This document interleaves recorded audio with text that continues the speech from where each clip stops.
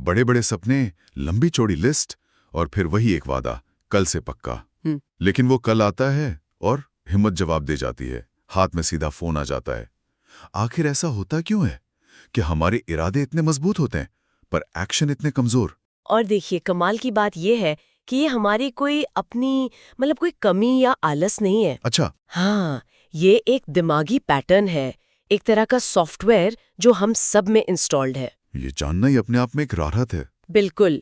और आज हम इसी पैटर्न को थोड़ा समझने और इसे बदलने के तरीकों पर बात करेंगे। तो फिर ये दिमागी खेल है क्या? क्योंकि सुबह तो लगता है कि आज पहाड़ हिला देंगे, पर शाम तक बस गिल्ट होता है कि एक और दिन गया। इसे ऐसे समझिए, हमारे दिमाग के अंदर ना दो टीमों के बीच एक रस्साकशी चल रही है। दो टीमें? हाँ, एक टीम है हमारा नया स्मार्ट दिमाग, प्रीफ्रंटल कॉर्टेक्स, ये बड़े बड़े प्लान बनाता है, भविष्य देखता है। और दूसरी टीम है हमारा पुराना, वो आदिमानव वाला दिमाग, लिम्बिक सिस्टम। अच्छा। उसका बस एक ही काम है, हमें किसी भी तरह की मुश्किल, मेहनत या अनिश्चितता से बचाना। एक मिनट, तो आप कह रही हैं कि ये कोई मेरी नैतिक कमी नहीं है, बल्कि मेरे दिमाग की डिफॉल्ट सेटिंग ही मुझे मेरे लक्ष्यों से दूर धकेल रही है? बिल्कुल। उस पुराने दिमाग के लिए कोई भी नया या मुश्किल काम एक खतरा है। खतरा? हाँ, और खतरे से बचने का सबसे आसान तरीका क्या है? वो काम करो जिसमें तुरंत मजा आए, जैसे सोशल मीडिया स्क्रॉल करना।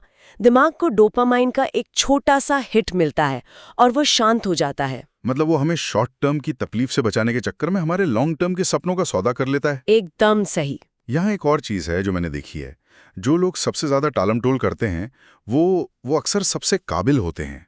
वो हमेशा एक परफेक्ट प्लान का इंतजार करते रहते हैं। आपने एक बहुत बड़ी दुखती रग पर हाथ रख दिया है, परफेक्शनिज्म। ये असल में कामयाबी की शक्ल में छिपा हुआ फेल होने का डर है। फेल होने का डर? हाँ, ये काम शुरू ना करने का एक बहुत ही चालाक बहाना है, क्योंकि अगर मैं शुरू ही नहीं करूंगी तो फेल होने का सवाल ही नहीं उठता, है ना? लेकिन थोड़ा बहुत परफेक्शनिज्म तो जरूरी है। हम चाहते हैं कि हमारे डॉक्टर या पायलट परफेक्शनिस्ट हों। बहुत बहुत जरूरी सवाल है। फर्क इरादे का है। उत्कृष्टता की चाह आपको बेहतर काम करने के लिए प्रेरित करती है। ठीक है। लेकिन टाल मटोल वाला परफेक्शनिज्म आपको काम शुरू ही नहीं करने देता। याद रखिए, कामयाबी का उल्टा नाकामी नहीं है, कामयाबी का उल्टा है कुछ ना करना। ठीक है, समस्या की जड़ तो समझ आ रही है, पर करें क्या? मतलब जब आप थके हुए हों, प्रेरणा जीरो हो, तब एक छोटा कदम उठाना भी पहाड़ चढ़ने जैसा लगता है। इसकी शुरुआत ये मानने से होती है कि मन करेगा तब करूंगा वाला दिन शायद कभी नहीं आएगा। सही बात है। हमें सिस्टम बनाना होगा, प्रेरणा पर निर्भर नहीं रहना है। और इसका सबसे अच्छा तरीका है 2 मिनट का नियम। 2 मिनट का नियम? हाँ, अपने लक्ष्य को इतना छोटा बना दो कि उसे करने में 2 मिनट से भी कम लगे। जैसे एक किताब पढ़नी है की जगह सिर्फ एक पेज पढ़ना है, पर उससे क्या होगा एक पेज से? उससे सब कुछ बदल जाएगा। देखिए, हमारा दिमाग ना इनर्शिया के नियम पर चलता है। रुकी हुई गाड़ी को धकेलने में सबसे ज्यादा ताकत लगती है। हाँ, ये तो है। पर एक बार चल पड़े तो उसे चलाते रहना आसान है। 2 मिनट का नियम सिर्फ उस पहले सबसे मुश्किल धक्के को लगाने का एक तरीका है। लक्ष्य है हर रोज उस इनर्शिया को तोड़ना। और शायद अपने आसपास के माहौल को भी बदलना जरूरी है। बिल्कुल। ये विल पावर का गेम नहीं है, ये माहौल को डिजाइन करने का गेम है। ध्यान भटकाने वाली चीजों को मुश्किल बना दो और काम की चीजों को आसान। कोई उदाहरण? मैंने अपने फोन का चार्जर बाथरूम में लगाना शुरू कर दिया। अब सुबह उठकर सबसे पहले फोन उठाने का लालच ही खत्म हो गया। अपने ही आलस को अपने फायदे के लिए इस्तेमाल करना। ये तो बढ़िया है।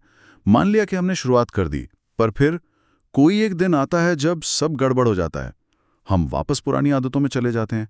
उस गिल्ट का क्या करें? और वो दिन आएगा ही आएगा। यहीं पर आत्मकरुणा मतलब सेल्फ कंपैशन की भूमिका आती है। आत्मकरुणा? हाँ, खुद को कोसने की जगह खुद को माफ करना। लेकिन क्या ये एक तरह का बहाना नहीं बन सकता? मतलब कोई बात नहीं, कल कर लेंगे। यही तो वो जाल है जिससे हम निकलना चाहते हैं। आत्मकरुणा का मतलब जिम्मेदारी से भागना नहीं है। इसका मतलब है खुद से एक दोस्त की तरह बात करना। अगर आपका दोस्त गिरेगा तो आप उसे डांटेंगे या उठाकर कहेंगे कोई बात नहीं, होता है, चलो फिर से कोशिश करते हैं। बात तो सही है। प्रगति कभी भी सीधी रेखा में नहीं होती। खुद को माफ करके दोबारा ट्रैक पर आना गिल्ट में डूबे रहने से कहीं ज्यादा प्रोडक्टिव है। वाह, तो मतलब ये मैं आलसी हूं का लेबल हटाने की बात नहीं है, नहीं, बल्कि ये समझने की बात है कि ये एक सीखा हुआ व्यवहार है जिसे छोटे छोटे सिस्टम और थोड़ी हमदर्दी से बदला जा सकता है। बिल्कुल, स्थायी बदलाव हमेशा छोटे छोटे लगातार उठाए गए कदमों से आता है। ये बस उस पहले सबसे छोटे कदम को उठाने की हिम्मत करने के बारे में है। तो इस चर्चा को यहीं खत्म करते हैं, लेकिन एक सवाल के साथ। वो एक सबसे छोटा 2 मिनट वाला काम किया है जो उस इमारत की पहली ईंट रखने के लिए अभी इसी पल किया जा सकता है।